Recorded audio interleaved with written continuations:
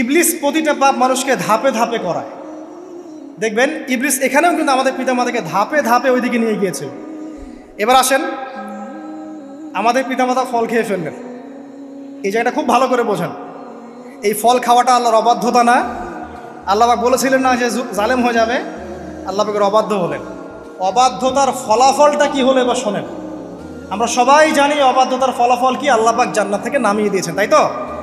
এর আগে আরেকটা ফলাফল হয়েছে।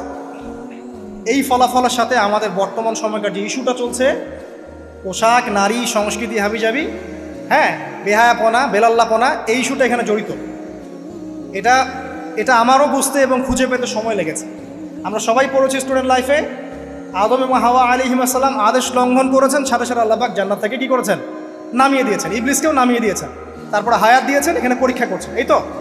এখানে আল্লাহ পাক দেখবেন আমাদের আমল কেমন, আমল ভালো হলে আবার জান্নাতে, খারাপ হলে আবার জান্নাত। কিন্তু এর আগেও একটা ঘটনা ঘটেছে। যে মুহূর্তে আমাদের পিতামাতা ফল খেয়েছেন গাছের কাছে গিয়েছেন, আল্লাহ পাকের আদেশটা লঙ্ঘন করেছেন, সাথে সাথে তাদের গায়ের পোশাকটা খুলে পড়ে গেছে। আমি বুঝাতে পারি নাই, পুরো মহাবিশ্বের প্রথম লজ্জা, প্রথম অপমান, প্রথম শাস্তি, ঠিক আছে, আল্লাহর অবাধ্যতার প্রথম পরিণাম লজ্জাহীনভাবে গা থেকে কাপড় খসে পড়ে যাওয়া, ন্যাংটা হয়ে যাওয়া। ন্যাংটা বাংলা ভাষায় বুঝতে পারছেন? প্রথম শাস্তি, প্রথম অবাধ্যতা এবং প্রথম অবাধ্যতার পরিণতি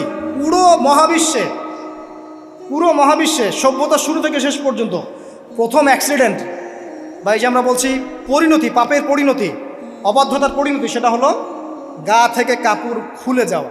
এই কথা আল্লাহ পাক বলছেন এখানে, লিয়ুবদি লাহুমা মা উরিয়া আনহুমা মিন সাওআতিহিমা। ইবলিস তোমাদের পিতামাতাকে এই গাছের কাছে নিয়ে গিয়ে ফল খাইয়ে তাদের গা থেকে পোশাক খুলে ফেলে দিয়েছে। এবার কি বুঝতে পারছেন যে ইবলিস এখন বিশ্বে কি করছে? ইবলিস সেম কাজটা করছে আমাদের সাথে, আমাদের গা থেকে তারা পোশাক খুলে ফেলে দিচ্ছে। সভ্যতার শুরুর পাপ বলছি না আমরা, এটা আসলে ভুল। সভ্যতার শুরুতে আদম এবং হাওয়া আলাইহিস সালাম যে ভুলটা করেছেন, তার যে পরিণতি হয়েছে সেটা এটা ছিল না যে জান্নাত থেকে পৃথিবীতে নামিয়ে দেয়া, বরং পরিণতি এটা ছিল তাদের গা থেকে প্রথম কাপড় খুলে গেছে, তারা নগ্ন হয়ে গেছেন। ইবলিস সর্বপ্রথম আমাদের বাবা মাকে নগ্ন করেছে প্রলোভন দিয়ে, ক্ষমতার প্রলোভন, চিরস্থায়িত্বের প্রলোভন দিয়ে। আজকের বিশ্বেও কি ইবলিসের দোসররা সেম কাজটা করছে না?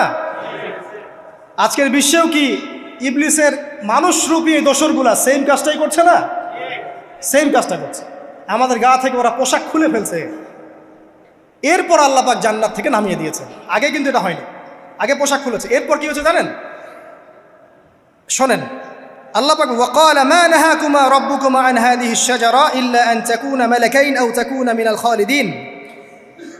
ইবলিস বলছিল যে তোমাদের রব তোমাদেরকে এই গাছের কাছে যেতে নিষেধ করেছে এই কারণে যে তোমরা এখানে গেলে মালাক হয়ে যাবে এবং চিরস্থায়ী হয়ে যাবে।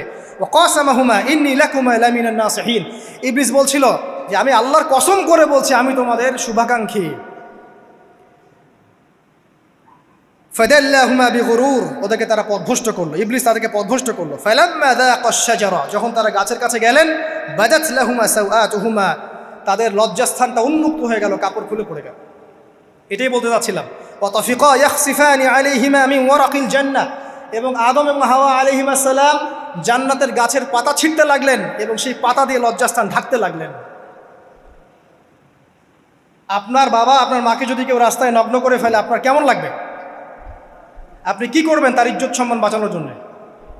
আমাদের পিতা মাতাকে ইবলিস জান্নাতে নগ্ন করে দিয়েছিল এবং আমাদের পিতা মাতা জান্নাতের পাতাগুলো ছিঁড়ে ছিঁড়ে লজ্জাস্থানকে আবৃত করতে শুরু করবে।